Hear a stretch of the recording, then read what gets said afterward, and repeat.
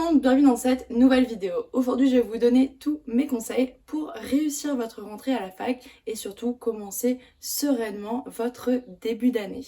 Mais si c'est la première fois que vous me voyez, écoutez, bienvenue, c'est exactement le type de contenu que j'ai fait. Donc si ça vous intéresse, si ça intéresse un proche, n'hésitez surtout pas à liker, à vous abonner, à partager, ça m'aiderait énormément. Sans plus tarder, on va se lancer dans le premier point qui est d'établir un budget. Alors je sais, c'est pas le point le plus fun de toute la vidéo, mais c'est très important parce que souvent quand on commence des études supérieures, on va changer d'appartement, on va vivre seul, on va se mettre en coloc, on va aller dans une résidence étudiante. Bref, il y a des opportunités vraiment multiples pour commencer sa vie d'étudiant, mais à savoir qu'avec ça va venir des frais fixes, des frais variables et aussi peut-être que vous allez avoir besoin de trouver un petit job pour donc payer tout ça. Donc à partir de ce moment-là, une fois qu'on sait un peu ce dont on a besoin, donc si on a besoin d'acheter un appartement, si on a besoin de prendre un prêt, si on sait qu'on a le sport tous les mercredis, il faut vraiment tout noter, comme ça vous savez ce que vous dépensez tous les mois et ensuite vous savez ce qui vous reste. Très très important quand on est étudiant parce qu'on sait que parfois les budgets sont un peu short, donc faire un budget, même si c'est pas correct à 100%, on s'en fout, tu vois. Mais c'est quand même important, histoire de pouvoir s'aiguiller et surtout profiter un maximum de ce qui vous reste ou même peut-être d'épargner. Mon deuxième conseil serait vraiment de se préparer pour l'année à venir. Donc qu'est-ce que je veux dire par se préparer? C'est aussi bien au niveau du matériel, au niveau des cours, mais aussi au niveau du stockage des cours, votre organisation. Donc on va voir ça ensemble rapidement. Comment est-ce que vous pouvez optimiser tout ça? Déjà de 1, le matériel scolaire. Très important, donc de quoi vous avez besoin? Vous avez besoin d'une trousse, d'une pochette, d'un sac à dos, bref, voilà, vous voyez ce que je veux dire. Aussi, ce qui est assez marrant en études supérieures, c'est que vous n'avez pas la liste des fournitures scolaires, vous devez un peu la définir pour vous-même. D'ailleurs, j'ai fait une vidéo récemment à ce sujet, je vous la mets là, vous pourrez aller la voir, où vraiment je détaille les fondamentaux. Mais mis à part ça, il faut aussi savoir comment vous allez prendre vos notes. Est-ce que vous êtes plus papier, est-ce que vous êtes plus ordi, tablette? Très important étant donné que ça va être des notes que vous allez devoir utiliser tout au long de l'année. Et en plus de ça, peut-être les utiliser dans les années à venir. Donc attention, si vous savez que vous êtes quelqu'un d'un peu bordélique, peut-être que le trieur n'est pas forcément fait pour vous. Peut-être que l'ordinateur, c'est plus fait pour vous. Vous voyez ce que je veux dire? Donc non seulement vous allez devoir trouver ce matériel, mais aussi comment vous allez le stocker. Comme je viens de donner l'exemple du trieur, est-ce que les feuilles volantes comme ça, c'est quelque chose qui va vous convenir ou pas? Et aussi chez vous, est-ce que vous avez les rangements nécessaires pour toutes les feuilles volantes, pour tous les cahiers, pour les books qu'on va vous donner? Parce que c'est vrai que souvent quand on est étudiant, on vit dans un petit studio, donc il faut vraiment aménager un espace dédié pour vos cours, histoire que ça finisse pas en feuilles volantes et qu'il y en ait partout. La troisième partie donc, de ce point-là, ça va être de savoir comment vous allez vous organiser méthodologiquement pour vos cours, pour vos révisions, étant donné que c'est très très important de trouver sa façon de travailler, sa façon d'apprendre. Une fois que vous l'aurez appris, ce sera super, étant donné que c'est bon, c'est rodé, vous n'avez plus à vous charger de ce stress-là. Par contre, si c'est quelque chose que vous ne savez pas, que vous ne maîtrisez pas encore, ça peut être dangereux. Enfin, dangereux, c'est quand même un grand mot, mais ça peut vous porter préjudice, étant donné que en cours d'année, vous allez devoir changer, tester. Enfin, vraiment, c'est pas bien d'être dans l'incertitude, surtout à la fac, où il y a quand même une certaine pression, il y a quand même un stress et vous allez être en totale autonomie. Donc, essayez de savoir ça assez rapidement. Donc, faites-le avant la rentrée si possible. Troisième conseil serait de se renseigner sur les réductions qui vous sont offertes grâce à votre statut étudiant et notamment la carte étudiante. Ça, c'est un truc de ouf parce qu'une fois qu'on se renseigne, on se dit waouh, tellement d'opportunités et même tu vas peut-être découvrir des activités que tu n'aurais peut-être pas fait avant, étant donné que c'est peut-être un peu cher, je sais pas, musée, spectacle, théâtre, franchement, il y en a pour tous les goûts. C'est vraiment hyper cool aussi de diversifier ses loisirs, de pas tout le temps aller au café, c'est sympa parfois de se taper un petit spectacle, un petit théâtre, enfin bref, tu vois ce que je veux dire. Après c'est évidemment, enfin voilà, vous faites ce que vous voulez, il n'y a pas de souci. Mais voilà, mais donc non seulement vous allez avoir pas mal de réductions, donc pas mal d'avantages et c'est hyper cool, mais en plus de ça, vous allez pouvoir économiser, étant donné que grâce à la carte étudiante, par exemple, vous allez avoir des réductions ou des menus ou des trucs comme ça en restauration.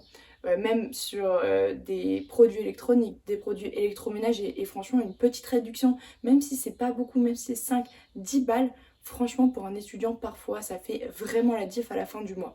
Donc, renseignez-vous, même si vous n'êtes pas dans le besoin, c'est quand même intéressant, voilà, de voir les petites affaires et de voir aussi quelles réductions et quelles opportunités vous avez. Ensuite, au niveau des bénéfices offerts aux étudiants, il y a aussi tout ce qui va être service. Donc généralement en fac vous allez avoir plusieurs services qui vous seront alloués. Donc par exemple le Crous, donc ce qui va être un service de restauration qui est vraiment bien si par exemple vous avez la flemme de cuisiner ou je sais pas, enfin bref, peu importe ce qui se passe dans votre vie, voilà, le Crous est là pour la restauration. Après vous avez souvent un centre de santé qui fonctionne avec votre fac et donc ça c'est bien parce que vous pouvez donc sur rendez-vous avoir accès à des médecins soit généralistes soit spécialisés. Je pense aux filles par exemple pour la gynéco aller faire une ordonnance pour la pilule ou peu importe, voilà, même sage-femme, dermato, voilà, il y en a pour tous les goûts, donc c'est vraiment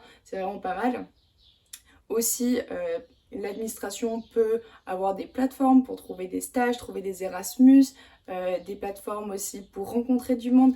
Voilà, essayez de voir un peu tout ce que votre université vous propose. C'est toujours très intéressant d'aller se renseigner et qui sait, peut-être que vous trouverez votre bonheur. Ensuite, je vous conseille de ne pas ramener toute votre vie dans votre nouvel appart.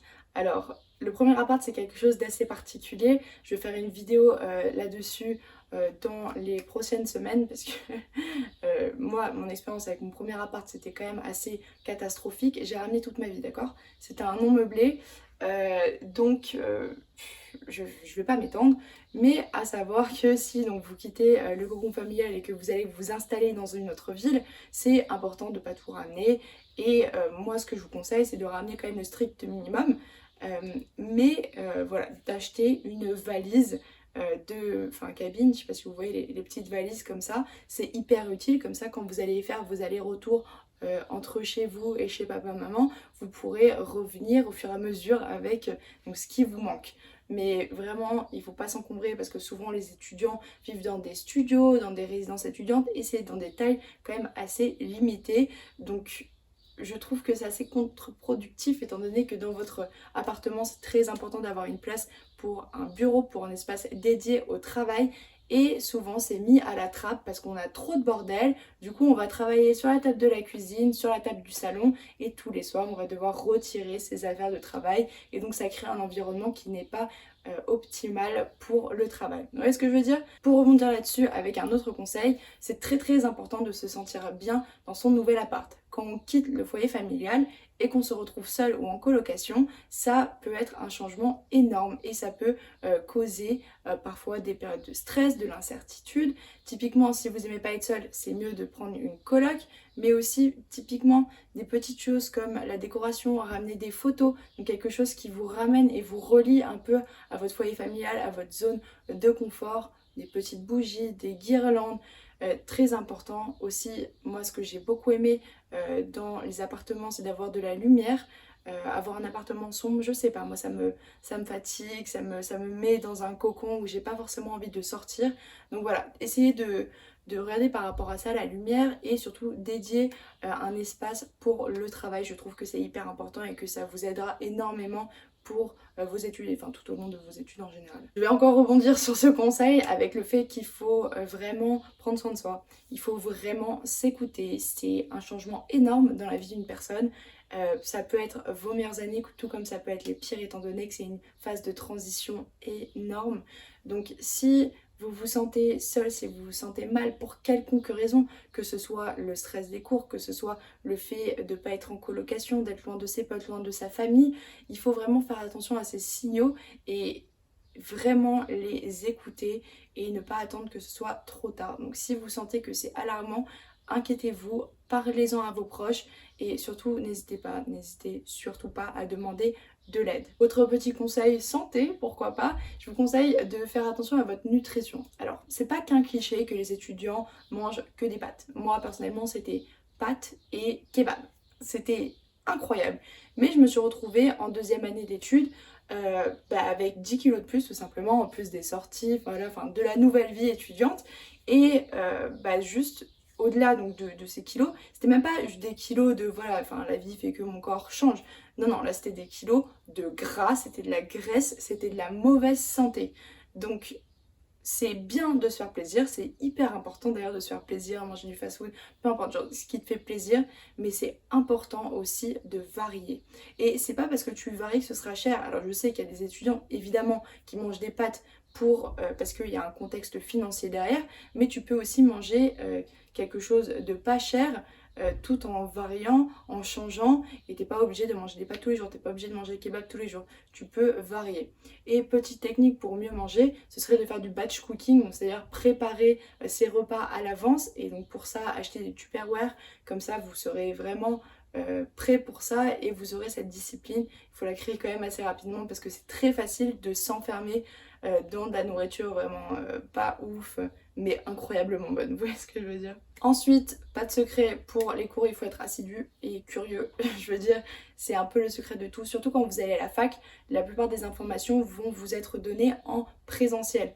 Il faut savoir que les profs, quand ils vont vous dire des trucs, c'est pas juste comme ça, c'est vraiment que ça va être important, et parfois quand on est donc pas en cours, on loupe les petites informations, même si derrière on vous passe le cours, vous loupez les petites informations de ouais d'ailleurs j'ai lu cet ouvrage qui m'a beaucoup aidé, ou oui j'ai écouté ce podcast. Et si le prof dit ça, c'est qu'il faut le prendre avec des pincettes, il faut vraiment vous renseigner, parce que c'est des petites informations qui vont toujours vous permettre d'élaborer. À la fac, c'est une méthodologie complètement différente du lycée, on n'est plus sur des sujets de surface, on est vraiment dans du profond, dans de la recherche, dans de l'écoute active et passive. Donc je vous ferai une vidéo d'ailleurs, donc la prochaine vidéo que je vais sortir, donc abonnez-vous et likez, comme ça vous serez informés. Donc au sujet de comment bien réussir la fac et surtout les études, les erreurs à ne pas faire. Aussi anticiper ce que vous voulez faire après, donc vos études, votre carrière, que ce soit au niveau de l'Erasmus, université, parce que vous allez devoir vous y prendre un peu à l'avance. C'est important de ne pas arriver au dernier moment en mode merde, qu'est-ce que je fais, ou ok je vais faire ça parce que j'ai pas trop eu le temps de regarder. Non, renseignez-vous parce que c'est important, donc non seulement pour les échanges universitaires, mais aussi si vous voulez peut-être changer de formation, regardez les concours passerelles et essayez de mettre toutes les chances de votre côté pour faire quelque chose que vous aimez. Bon voilà, c'est la fin de la vidéo. Si vous avez d'autres conseils pour réussir sa rentrée à la fac et en université, n'hésitez pas à les mettre en commentaire. Et sinon, on se dit à la prochaine fois.